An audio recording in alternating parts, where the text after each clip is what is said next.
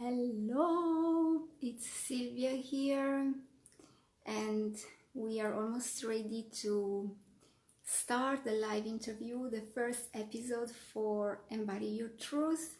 This is going to be a live interview with my special guest today, who's Donna Brown.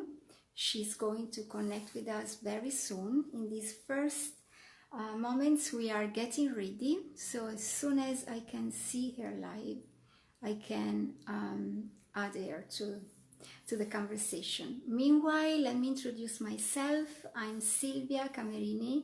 I'm an artist, I'm a mystic coach, and the creatrix of the Heartstorming, which is the path of rebirth, of authentic rebirth through the portal of the heart.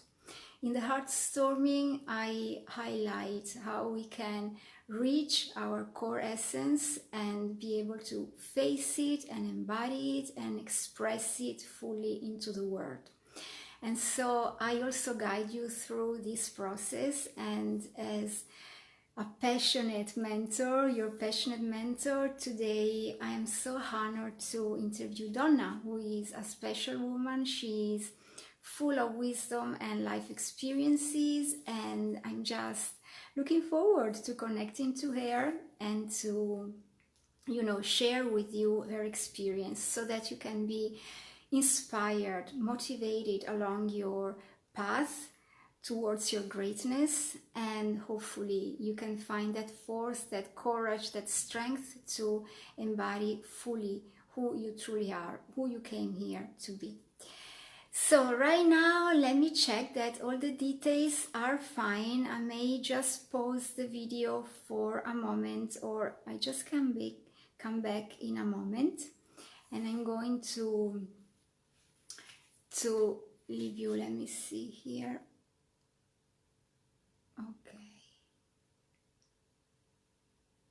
Okay, so meanwhile we are waiting for Donna to connect to us, to connect to me. I just want to tell you that when you want to join Donna's community and her services and offers, you can just click the link that I share with you in the description of this video, and the same when you want to join the Heartstorming. Obviously, this is just sharing that we do with all our hearts so that you can be inspired to join us. And also feel free to connect to us privately when you have some feedback, some questions to ask us. So let's now see. Otherwise, I'm going to leave you for a moment. You will see a black canvas, just a white blank canvas. And I'm coming back in a moment because I'm just going to check that all the details are fine. Okay, so let me sip a drop of water. This is the first time, by the way, that I am sharing an interview through my fan page. So hopefully everything will go fine. No use to invite yet. Okay. So as soon as I see Donna, I can invite her. Okay, meanwhile, I just introduce you Donna and how I met her. So Donna, she's a coach, she's a colleague of mine, and actually didn't want to know too much about her before this interview, just to keep the interview very raw, very pure. And I got inspired by her through a post that I've seen on Facebook, here on Facebook, a couple of months ago. Meanwhile, I see that Donna is watching. Hello, Donna. So, hi, welcome, Donna. So I'm going to invite her to share the screen with me. Yes. Okay. Let's see what is going to happen. Let me see.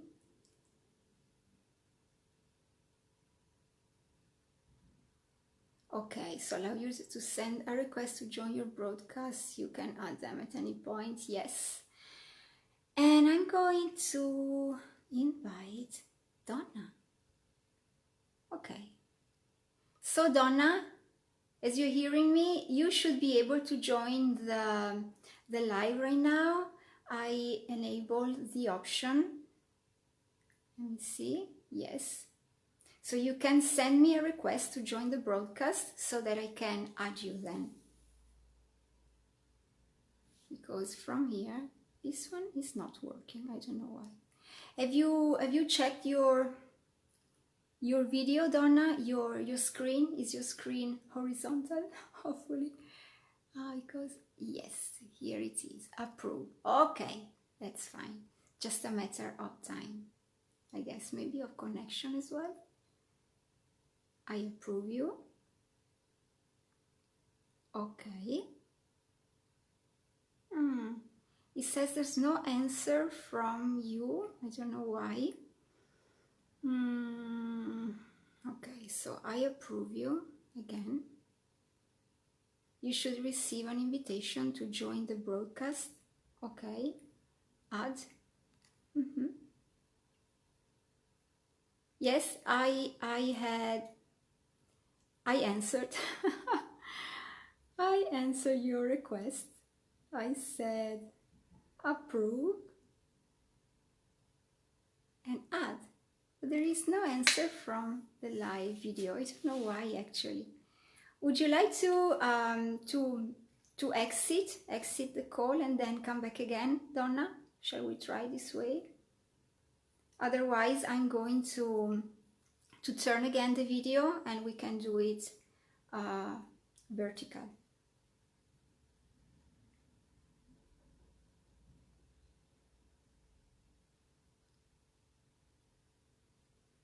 Okay.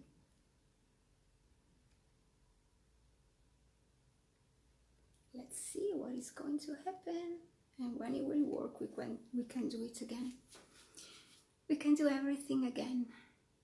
Are you still here, Donna? Just write me a comment if you're still here. Otherwise, I can finish this video and I open a new one and I put the screen vertical. Maybe it's working better.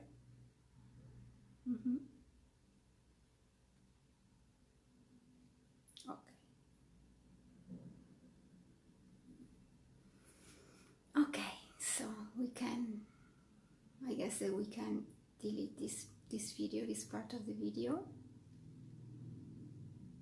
Let's see, you can see this one here. Okay, so you should be here again. Okay, adding Donna to our group. Here I am. Finally, we got it working. Sorry, I don't know. Tech always takes longer than we think, right? That's good. That's good. Oh my goodness. Hello. Hi, it's lovely to see you. Welcome, welcome. Thank you. So happy to be here too. So, shall we just take a couple of breaths to feel comfortable in our own bodies and to welcome all that is coming our way. So,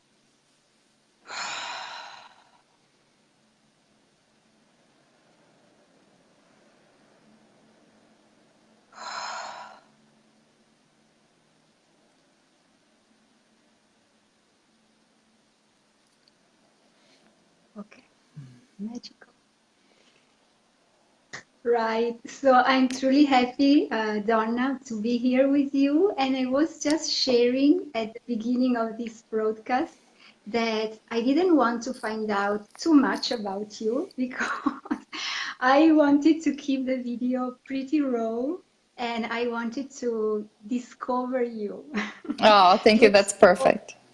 Yes, to explore your work as we go in this interview. So I just wanted to say that I met you the first time thanks to a post here on Facebook. And it was a post promoting your special adventure, if I can call it like this. It was the Camino, the pilgrimage along the Camino de Santiago. Yes. And so I just felt that, you know, I felt drawn to join you because the Camino was a dream of mine, let's say around 20 years ago. And so when I saw the Camino, I said, yes, this is something interesting to me. And so I joined you and then I follow you along your experience. And it was pretty touching to me, very inspiring. And then some days later, I also found out that you were living here in Italy. And so that was another common element. And I felt called to, to connect to you privately. And here we are today. Thank you So so the much. first Yeah, thank you. The first thing that I love to know and I love you to share with our audience um, is who you are and which is your sacred work here in the world. Thank you, Silvia. It was so lovely too. First of all, the Walking Compassion Project has brought together so many beautiful people, of which you are one of them. And so I'm so grateful for that and excited to see where that all goes. Um, who am I? That's a great question. I think most of us are still trying to answer that for ourselves, right? Exactly. And I think if I were to, I think that's a lifelong process in many ways, right? I think it's supposed to be like that. But if I were to define what sort of my sacred work now, it really is to facilitate others in bringing forward their sacred work. Now, that may sound vague, but it's actually very specific. So, for example, in the business world, that's meant helping people create everything from physical products to homes to gardens to events to even gelato and healthy gelato, or helping online entrepreneurs create a vision that is truly the essence of what it is they are and how they're meant to relate to the world. I think we all have a unique combination of gifts, talents, experience, and for those who want to go their past life imprints.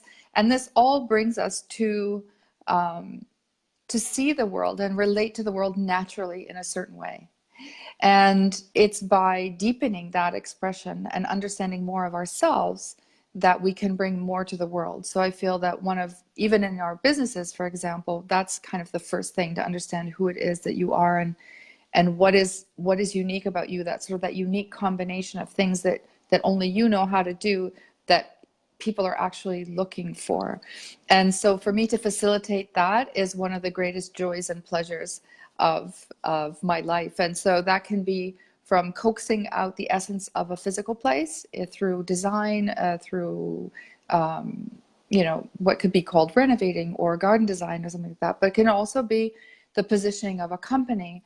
It can be, as I said, creating a healthy new way of making gelato that makes it more nutritious and more vibrant in its expression, and something that that is more fun for us to have. And so they all sound very disparate, but these things are all sort of connected by this one understanding of bringing forward. Hi, Kathy. I think if I'm reading correctly, Kathy. Yeah. I can Bringing see forward this essence, and to help others with that. And that's so, and Walking Compassion really is an extension of that. Right? Yeah, so this is what I also like because it's a common point, another common point between, your work and the Heartstorming, which I am the ambassadors of, and this is exactly what you said. And this is also the reason why we are here today, because of this common point, this truth that jewels within us. And then both are facilitating people, Yes. coming into connection with it, each one of us in our own unique way. Yes. And yes, so this is what I also love, and why I love to have you here, to show people how there can be, so many truths for each one of us. Each one of us, it's a unique truth, and there is a way for each one of us to harness it and then express it into the world. Yes. So, yeah, to me, you are also a living example that you are embodying your truth, as I said in the title, because you are bringing to the world what you feel that is right for you. Do you feel, I mean, do you feel that this is your path to when you are facilitating other people to do Yeah. their best in life? I think, yes, absolutely. There's that very special um, flow of energy and that sort of feeling of excitement and possibility, right, that comes forward. That's always very, very special. And I think that one thing I would like people to kind of relax about and understand is that how they are meant to show up in the world and serve the world, their understanding of that and their ability to do that will change their whole lives. So I think that there's a feeling of, oh, I'm going to do this one thing, and then from there on, my path will be 100% clear. And I don't believe that it is like that, because we don't know what, so we look at, let's say, some examples that might spring to mind, people like Brene Brown or Oprah Winfrey, or let's say I'm using female examples. But these are people that took decades to see what we see now, decades and decades to see what we do. I mean, 30 years, 40 years work to get where they are now. And we're looking at that and saying, oh, I want to be like them. But it's still a process for them. And how they show up, it was really interesting. Brene Brown was saying that her big TED talk that went viral was not what she was going to give. Is she was going to give a usual talk that was very much more science-based. And at one point, and then she just decided at the very last minute to talk about things differently, about how it related to her, and make it a lot more personal, because she was talking about vulnerability. That was her thing. And she's, well, what's the point of me staying at this sort of scientific distance and not talking about it as how it relates to my own life? And that for her was a change. But she'd spent over 20 years doing that.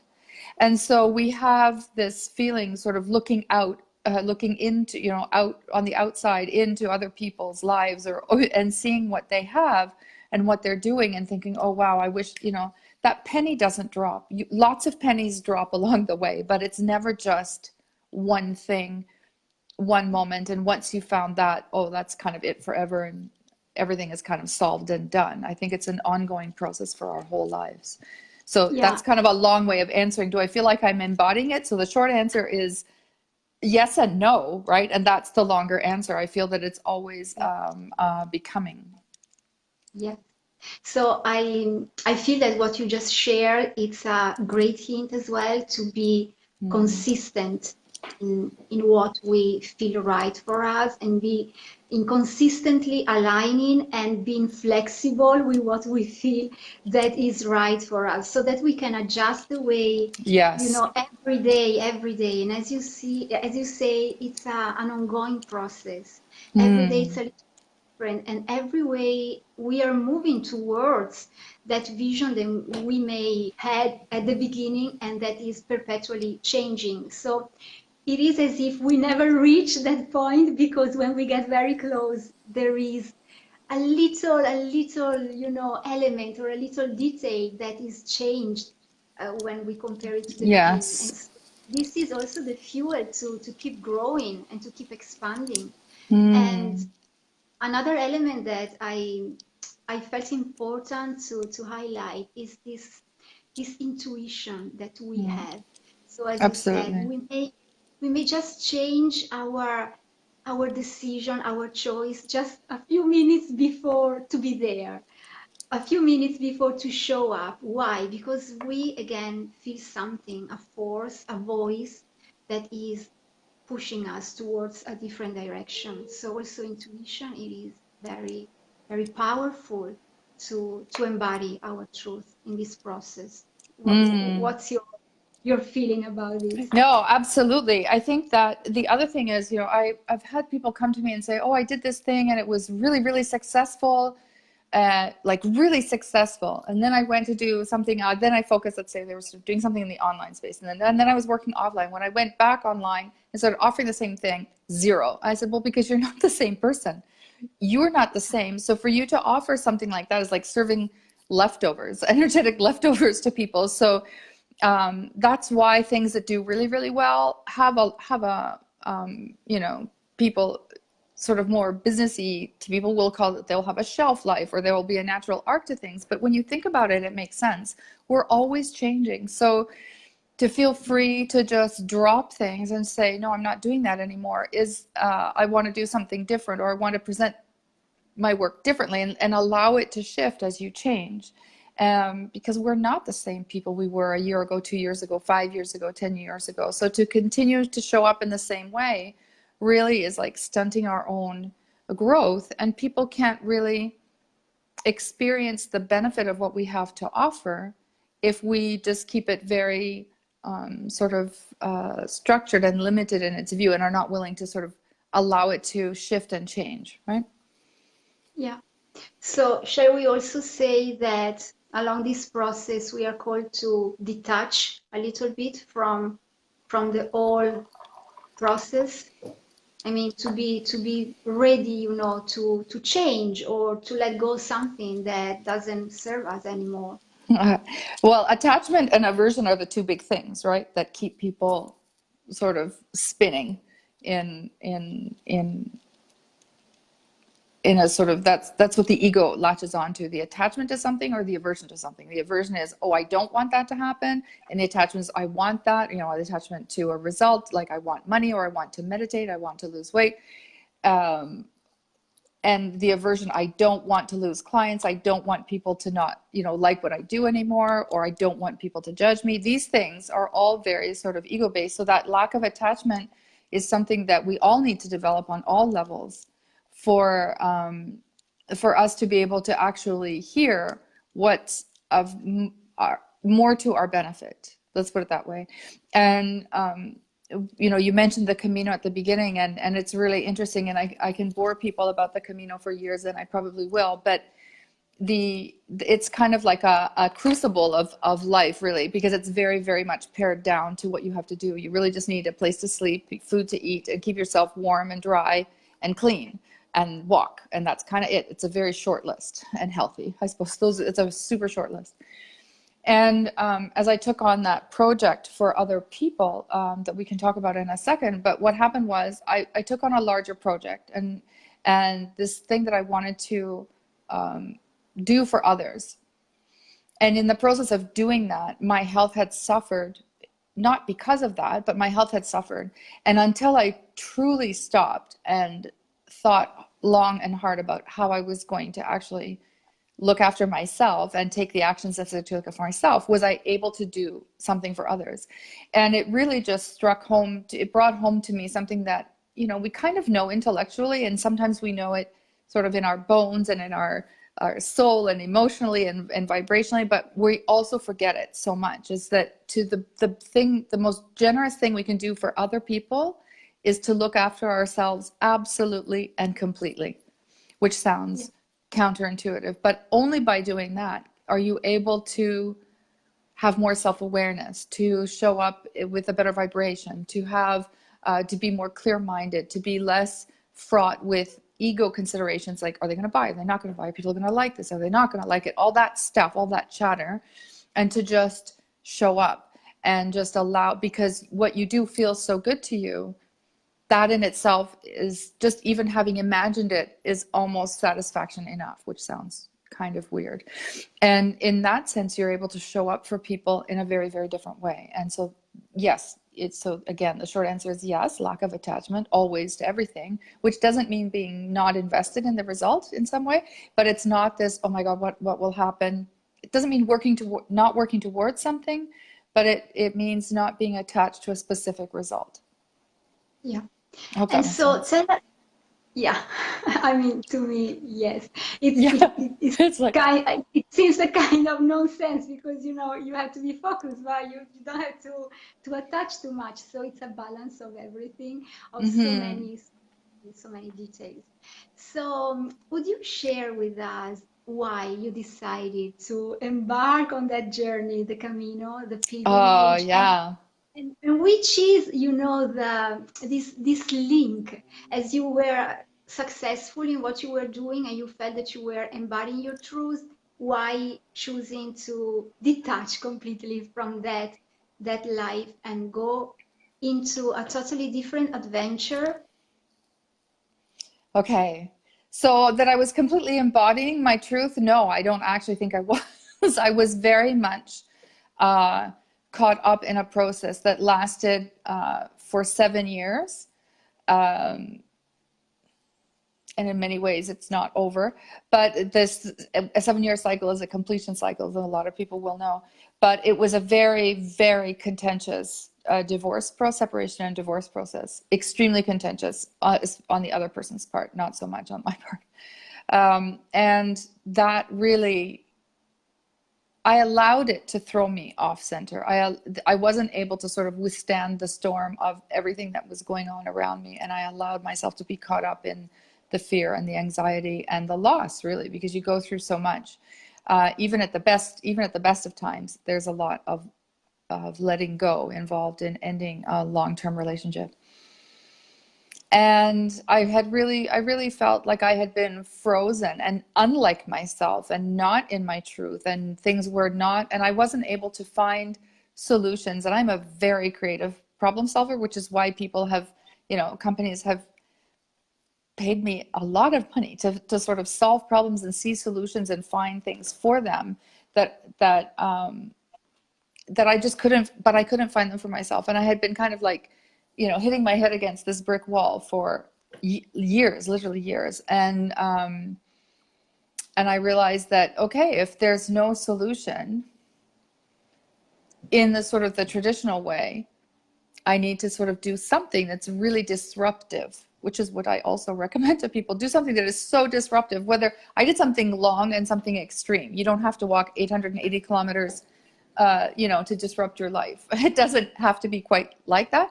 But for me, it was. So for me, because of this feeling, this going from feeling frozen, what's the opposite of that is movement. And so what is the movement is like physical movement. Like I was physically frozen in places and unable to move and unable to leave. I mean, unable to leave the house, unable to do a lot of things. So for me, that was kind of this, and I had been fighting against these problems with sort of my traditional responses.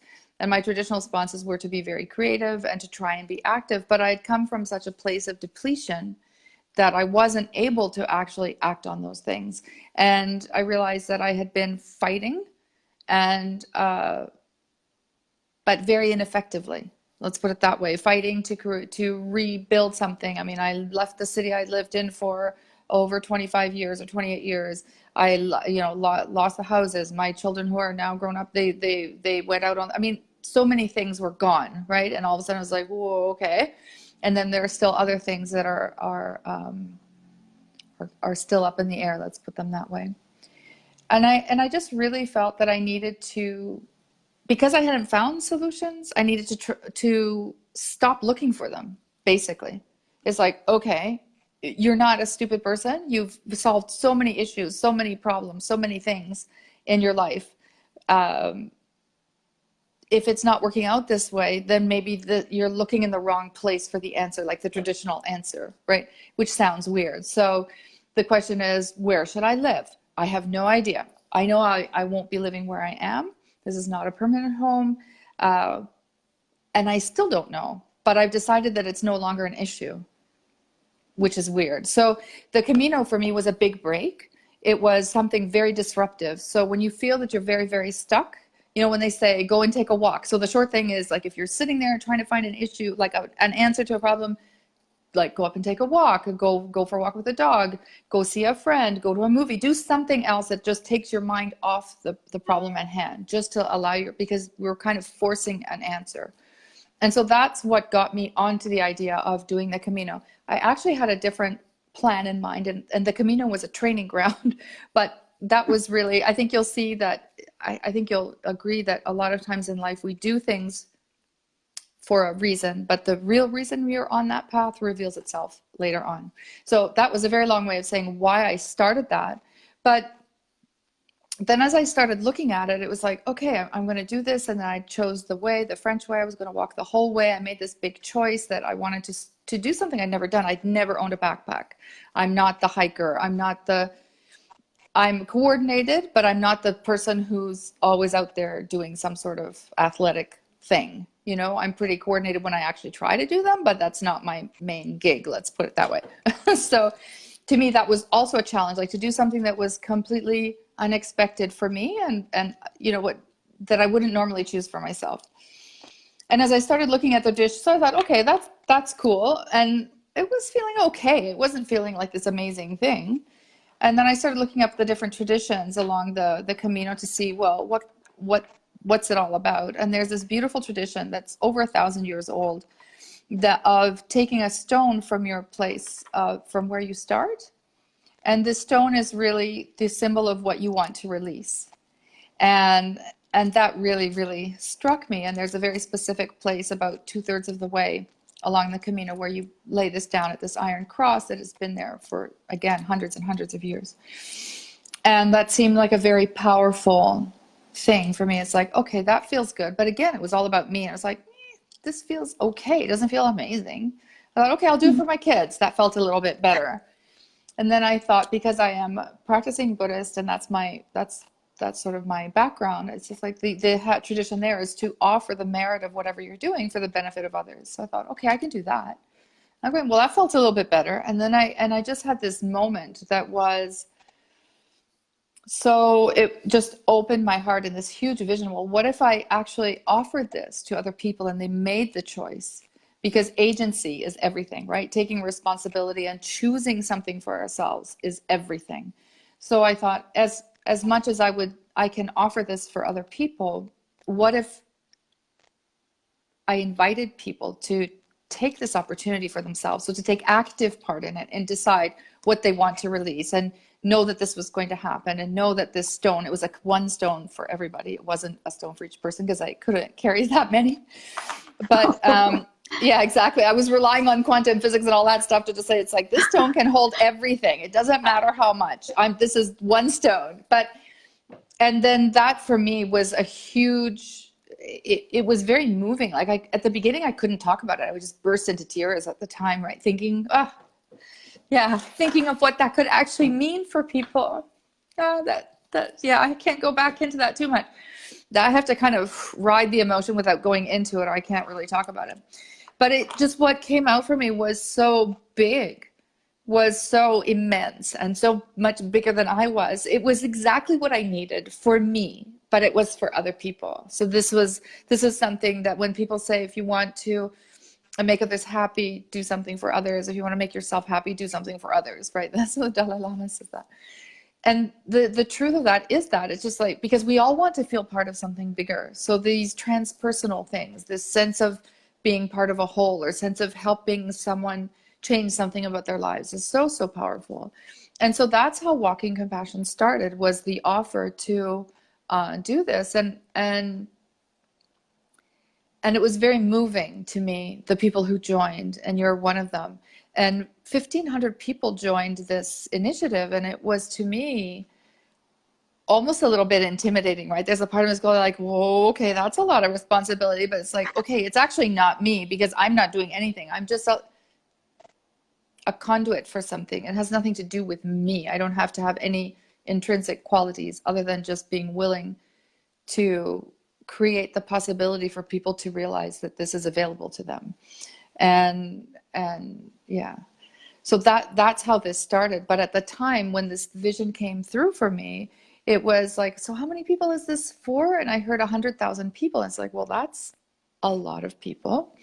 And I realized that it's because it's an ongoing thing. It isn't just a one-time thing. And that and so then the ball got rolling, and it's like, this is, Walking Compassion is not just this, it's also bringing these people together as a community, and to helping them realize that they're supporting each other as a community in their desire. And so the individual energy, we all put ours all together so that each individual can obtain their goals, and of release, but also of renewal, and that this is going to be an ongoing thing. And I'm going to Tibet on a pilgrimage in August. So I just realized that it's something that's going to be going on. And yeah, it just snowballed and snowballed and snowballed. So this is where I am. I'm talking an awful lot. I apologize. Well, to me, this is my chance to say thank you because, following you through Facebook gave me the opportunity Hmm.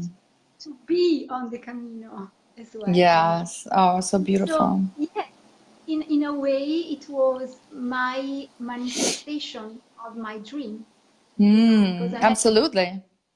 and that was the form. Because, right now, these days, I am completely detached from that dream. I mean, it Yes. wasn't anymore in my, in my Yes. schedule, Yes. my Yes. mode. And it just poof, pop up like this out of the blue through a Facebook feed, and I Hmm. said, yes, I'm going. Yeah, I you know. know, It is a virtual yes, journey. Yeah. yeah. And so, yes, I had the opportunity to release, as you said, to cry when I had to cry, to Oh, felt emotional, yes, to yeah. be touched by what you were going through, and especially because we did it with other people. So Yes. this this is something that, as you said, we do it for ourselves. And in the meantime, we are doing it for us. We discover that we do it for others because Mm. as we said again, we embody our truth. So we are incarnating what we are believing in that moment. Yes. And Mm. we offer others a gift, the gift of our living example. So this is so Mm. powerful, and we don't need, words. We are just Mm. embodying what we live, and through our actions, we inspire others. So this is Mm. so powerful, and I love that you share it. So you are, and we are together. We are giving others this, Yes. permission to dare. I can do this. I can do this Yes. other thing just Yes. because it's a light within me and something is saying Mm. to me, I would like to do that thing. So I'd love Mm. to know, Donna, now, how are you changed? What changed Oh. in you, and what are you bringing now to the world? Which is the difference from when you left and now? So many changes. The Camino is such an interest. As I said, it's really like a crucible. It's very concentrated because there's like a beginning, a middle, and an end. There are obstacles along the way. It's a very pared down life. So all the lessons are quite laser focused. And you can gather as many of them as you choose. So there were so many. It was really interesting. Um, the group, I felt, so I tend to feel responsible for people and for outcomes in general. So I began again here of making the mistake of feeling responsible for everybody.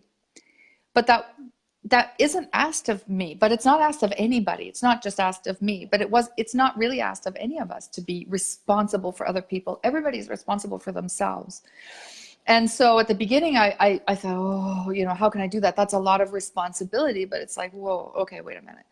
This process for them is actually available to them at any moment. Like you can release anything you want to release at any moment, right now, and now, and now, and now, and now.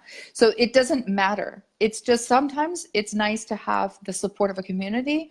It's nice to have something to focus your energy on, something that maybe inspires you and takes you out of your sort of breaks your habit and is a little bit disruptive. It's like, oh yeah, I'll do that. And then you take that little bit of extra time to focus on it. So it was really just allowing other people an opportunity to do something for themselves. And so allowing myself to release a sense of responsibility was one thing. Then I had a really difficult time physically. I got this really bad infection, which is called cellulitis, and it's life-threatening if it's not treated. And they borderline wanted to keep me in the hospital, and I was feeling all kinds of things. First of all, how am I going to finish? Am I going to be able to finish? I thought, oh, I at least need to get to the Iron Cross, and then we'll see what happens. Like Santiago is like not, it's part of it, but I promised these people I would do this.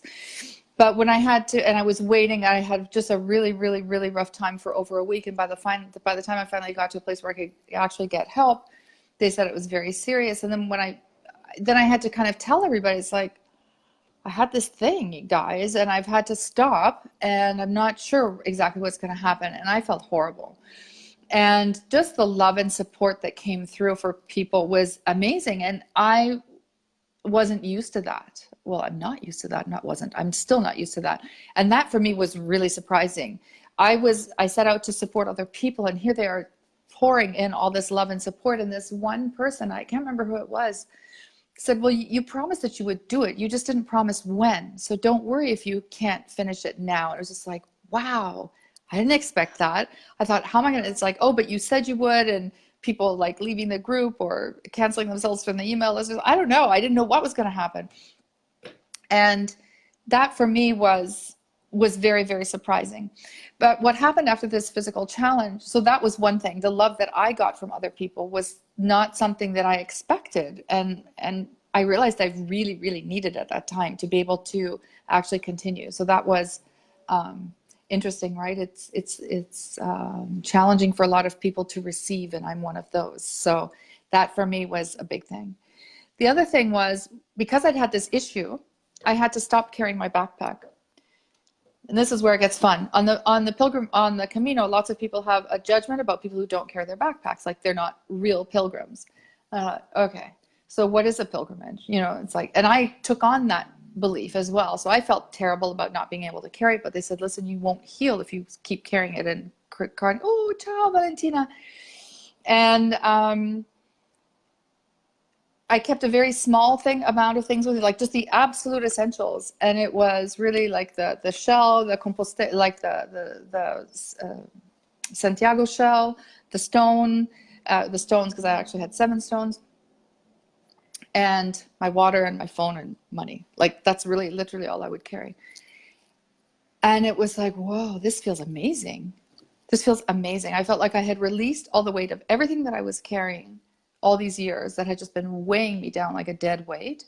But it was more than that. Well, the insight that came through that was that really by releasing the weight of toothpaste and pajamas and flip-flops and a towel, they weren't essential to why I was there.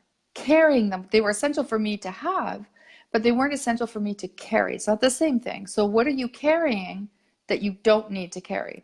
There's a service that for 3 or 4 euros allows you to send your backpack forward to wherever you want that day. And so it's a very small amount of money. It's less than most people spend at Starbucks. It's half of what most people spend at Starbucks. And so I realized that I was being called to focus on why I was there. Why are you here? You're here for walking compassion. You're here for yourself. You're here to be able to focus on nature, on the earth, on what's happening around you, what's happening within you. And you don't need your backpack to do that. It's actually distracting you. So I thought, wow, this is interesting, right? This shedding of weight, right? And I feel, and when I started looking at, the way we feel about things, when your business or your life is feeling heavy, what are you carrying that you don't actually need to carry? What are you doing that actually isn't meant for you to do? And I feel that that's where that heaviness comes in. It's when you're sometimes when people like a lot of moms will have this burnout of overgiving, of just like doing for others and doing for others and doing for others, and it's just like, well, this now it went from this being gesture of love to just being this like dead weight and feeling like I have nothing left to give. And this was to me just such an important lesson that I think that we could all really think of, like whenever something's feeling heavy to you, what would make it feel lighter? No matter what people think, right? Because there's the little bit of that judgment going on about people who do send their backpacks ahead as if they're not doing things. But I promise you, if you walk 30 kilometers a day, you notice it, even if you only have a small backpack. And that for me was all I could physically do at the time. And that was my physical limit. And I was supposed to be focusing on other things. So to free myself of that, free myself of expectation, free myself of judgment, a fear of judgment, and of my own judgment, that for me was a really important lesson. I would love people to just sort of check in when you're doing something that feels horrible. I guess you can't always get out of going grocery shopping or cleaning your bathroom, but you know what I'm saying? When it gets to like bigger things, what can you, but even those, like, how can you make that easier for you? And what can you do to make it not feel quite so heavy? That was that was a big thing. That was a really, really big lesson. Yeah. And then there was this other moment, like to get to a place called Finisterre, which is after Santiago. It was 880 kilometers to get there. It was actually more than that, but let's say 880. And there's those way markers, you guys, you may or may not have seen them. They're made out of stone, and it will say the kilometers, and there's this 0.0 kilometer thing, and it's just like everybody takes their picture there, and you're at this point, and there's a lighthouse, and there was a couple having their picture taken, and then there were 3 people waiting to have their pictures taken, and so there was almost this kind of like mini lineup. This is really weird, because I was standing about 6 feet, about 2 meters away from the waymark, and I thought, this is so bizarre. If I turn around now, and I'm that close to it, if I turn around now, I won't have reached that waymark. I thought, I will have done 880 kilometers, but I will have missed the 2 meters, those last steps that I need to actually get there. And I thought, wow, there's a lesson in there, is that like you can't give up, and you have to stay the course right to the very end. Like you have to do all the actions that you need to do to get to that point. And that may sound weird and obvious, but it just really struck me as something so strange after walking for like 35, 36 days. And then getting so close to something, thinking, wow, I could actually turn around and leave and not experience that, right? And everything else I had done up to that wouldn't have mattered, because I still wouldn't have gotten to that point, right? It's kind of weird, but Very powerful. I know, it's just like, whoa, it's like this, like all the time, the whole thing from beginning to end was like that. So it's a very interesting process. It's not for everybody, but I think there are ways that we can find moments or opportunities. Like, as I said, for you, your journey, that was your journey. And I will be doing it again, and I'll be doing different ones. And, I hope you join me. But maybe that is your relationship with the Camino. Maybe you aren't meant to actually walk. Maybe this is just, this is all you need energetically to connect with the energy of all the pilgrims who've ever been on the Camino, with the energy of the Camino, for anybody who will ever be on the Camino. And that your connection there with that stone, which is placed there, and it's it's there for anybody who also joins Walking Compassion in the future. Maybe that's all you need. Maybe you don't need to. Not everybody needs to do the same thing. Needs to have the same experience to reap the benefits. Yeah, of course. I'd love to summarize some points that we just shared that I feel are important for people to, to understand how they can embody their truth. So to be persistent in our journey, to show up every day, no matter what. Even if it's just something this big, even if it's just the tiniest thing. That's the other, what's the smallest thing I can do to move forward? The smallest, not the biggest. The big things can just feel overwhelmed. What's the smallest thing I can do to make progress? The first little step. The tiniest thing I can do. Mm-hmm. Exactly. Just go for it. Then following our intuition, this voice within. Then I love very much detachment. Yes. So being there, fully engaged, but also with detached. A sense of detachment. Yeah. And then the other thing is about, I just forgot it right now. Oh, yes, this one. Making things for us. So do things for us, making a choice for us, and understanding why we put this choice into action, that with this example, we can help other people, others too. This one, I love it so much. And then the last one she said, that we always have a choice, because even when we are almost there, we can change our, our decision, and we can turn back or go for another direction or wherever. So the choice is always our own choice. So we have this power to decide. And so this responsibility along the journey as we embody. Yes. Yeah. I think that, there's such a misconception about effort and hustle and that sort of grind and that kind of, that thing of just really having to work hard. And yes, there were moments when there were definitely moments and days where it was hard, but it's really just understanding that once you've set the goal, I think the detachment also comes from having a big vision, but then allowing yourself to kind of put it aside. Because the more you think about that, you kind of forget, you're looking so far ahead that you can't see what's in front of you, so you don't take the actions to get there. And then it just feels like this big anxiety thing that, oh, I'm never going to do this. But just do the little thing, like do the small thing, and then do another small thing, and then do another small thing. Like sometimes it was just, let's get to the next place so I can sit down and have a coffee or a glass of water or an orange juice or something, or get to the next place to find, or just get to that day or that one spot to either rest or sleep or eat or whatever it was. And so it was a series of all those small little things that got me to the end, because I still don't believe I walked I walked that far. Like, it feels like I'm talking about somebody else.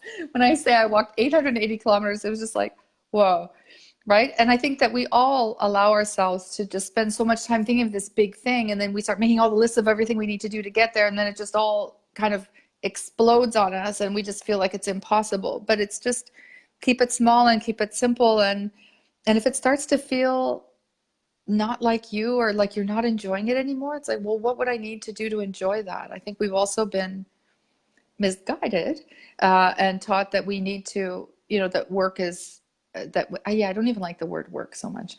So when we do these activities, that they're not meant to bring us any kind of joy or satisfaction, or if they do, it's frivolous. But I feel it's essential, like joy and playfulness and having fun and feeling like you're enjoying yourself all through your life. You don't have this work and business thing. It's just, how can you make this more playful and more joyful, and what would you enjoy doing, and do that, and then allow things to develop from there. Yeah, and allow ourselves to open up so that we can receive these hints or solutions or Yes, little things that may help us along the way. So right now, to Mm. wrap up this so powerful and dense conversation, what are you offering next to your Oh, community? I love this. It's a beautiful technique called transformational mindfulness methods. It's developed by a former Buddhist nun, and it has the patronage of the Dalai Lama. It's taught at a Canadian university in their social work department faculty. It's a combination of neuroscience and visualization techniques, and it's really it can be used for all kinds of different things, on relationship issues, problems with a person, problems with a situation, something you want to resolve within yourself. But the thing I love about it is that there's also a process for expanding a positive quality that you wish to have more of. We all would like to be more kind, more patient, more generous, more tolerant, more, I don't know, even more humorous, whatever it is that we feel that we would like to be more of. First of all, I'd like to say that it's already within us. So we feel sometimes that we're lacking it. It's just we're lacking the expression of it, not necessarily lacking it. And this technique allows us to see in a very short space of time, to connect with that part of yourself, and to see what the world would be like if you were to embody that quality. How would the people around you be different, and how would things be different were you to do that? And it's such a beautiful thing. And it also pulls you back into, so what's the next step? Again, so the big vision. And then, so, okay, this being true, once that kind of shows itself to you, it's like, okay, so now what's the next step? And it shows you the next step and the next little things, right? So that you can anchor that in.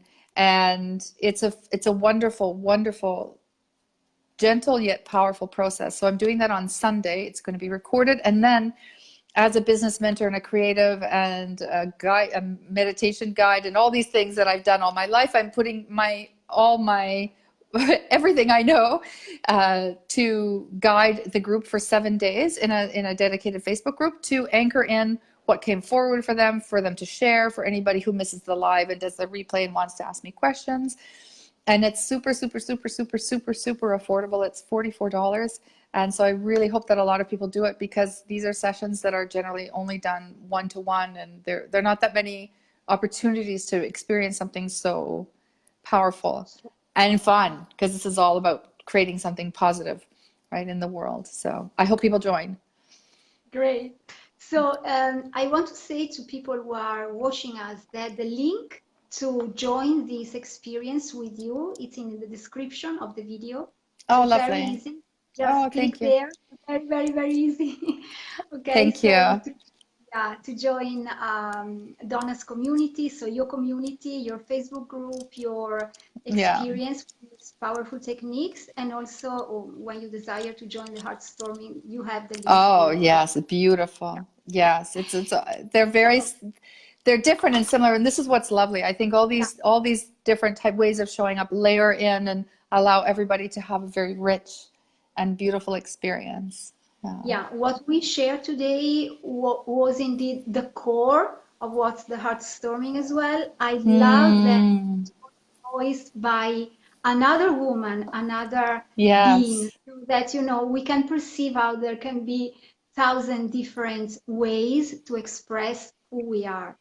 And to And access this wisdom, right? yeah, To access the wisdom that we already hold within us. There are so many different access points. yeah, Play, meditation, art, there's so many different, so many different things. And they're all valid. And everybody needs different things at different times in different degrees, which is why we're attracted to so many different teachers and so many different mentors and so exactly. many different groups. And that's the way it should be. Yeah, because we also need some time to hear it from other sources. Yes, yes. And it seems different, even though it's the same concept. Mm. So I'd love to wrap up with one card. You know that I Oh, love yes. Thank you. to This is pick great. cards. Okay. Yes. So I This is a brought card for my, everybody who's listening and everybody who's going to watch the yes, replay. It's for everybody. Yay. it's one card for everybody. I brought Lovely. my deck, the Magic Path. Mm. It is called the Show us the Magic deck Path. faster. No, slower, slower, slower. Show us again. Woohoo! Oh, it's beautiful. I have already picked the card, those cards are. Oh, that's lovely. So the card is already picked. Let's turn it. Wow, I love it. I always love them Mm. because they always have something special. And I love so much that time that you were on the Camino that I turned Mm. one card and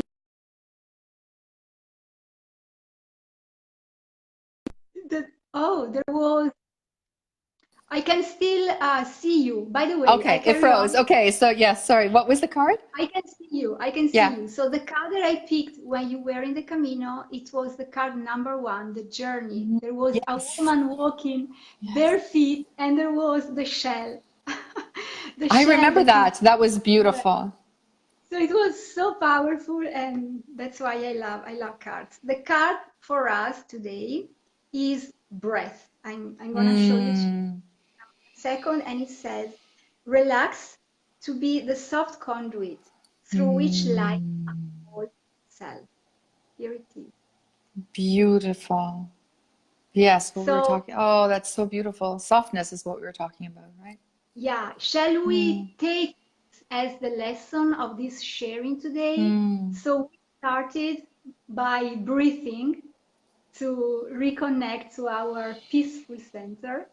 And let's finish as well with a breath Mm. Thank you.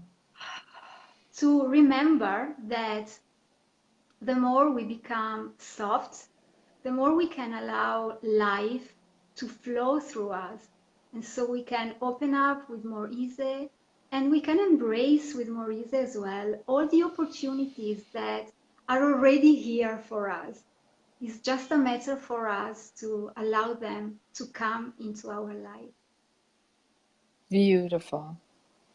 So, from my heart to Oh, yours, Donna's, and to the heart of all the people who have been here with us today and who will watch the reply, this message of softness, relaxation, and of enjoyment of life. thank you Thank so you. much. Thank you so much, Silvia. And thank you, everybody, for watching live and replay. And thank you. What a beautiful space you have. And thank you So, for thank being who you, you Donna. are. Thank you. And to all the other people, I invite you to keep on following me and Donna, and Yes. see you with the next episode of Embody Your Truth. Mwah. Thank you. Bye Thank bye. you. Ciao. Bye. Thank